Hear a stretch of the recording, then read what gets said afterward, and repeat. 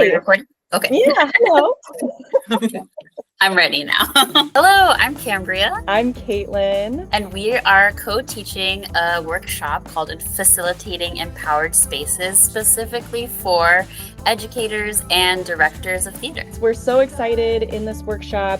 We're going to do a couple things. We are going to dive into the ways in which identity and power dynamics are present in your rehearsal and your classroom, how they may be impacting your students' experiences, and how you can better facilitate an environment where there's clear communication and you're mindful of some of those dynamics that are taking place. Yes, and we're so excited for the folks that have already signed up. We have an amazing, really diverse group of different types of theater makers from different backgrounds, and it's just going to be a really juicy room full of discussion, I know already.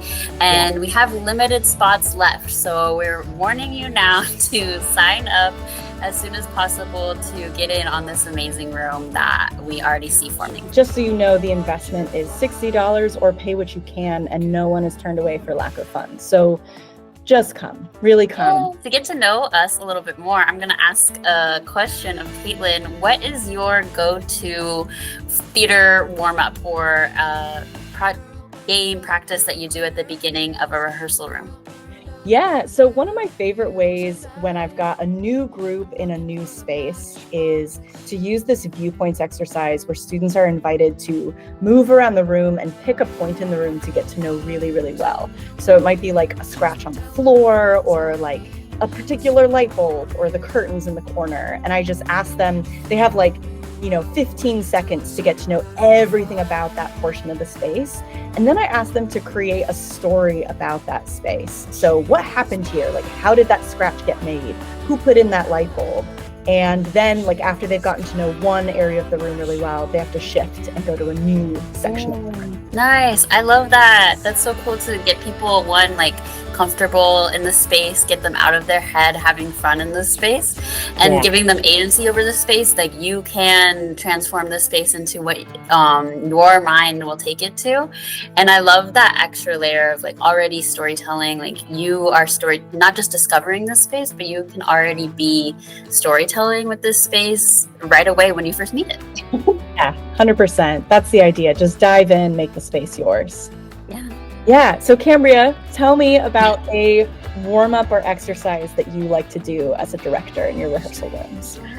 My go-to for the beginning of a process of a classroom or rehearsal is always, what stretch would you like to do? Have each person introduce a stretch like this, and then as we're all stretching as a group, discussing what is your feeling today in terms of a color. So are you feeling chartreuse? Are you feeling purple? Are you feeling blue today? And sharing that with the group. I love that. There's great elements in there of allowing folks to use the metaphor of the color is a great way to invite neurodiverse folks to feel a little more accessible into the space. Sometimes that metaphor can be a really useful way of describing something that they're experiencing. I also love that letting everyone introduce a stretch into the space establishes the students as knowledge holders in the space. So everybody has knowledge that they're contributing into the room. And that is sort of a hidden curriculum, if you will, that you're establishing right from the get-go. This is going to be a collaborative space where your knowledge is acknowledged as useful and wanted here. Yes, you see it. And I'm really excited to go into our workshop and hear from our participants in our workshop what their go-to practices are. Yeah, we're so excited. Can't wait to see you. Let's go. Sign up.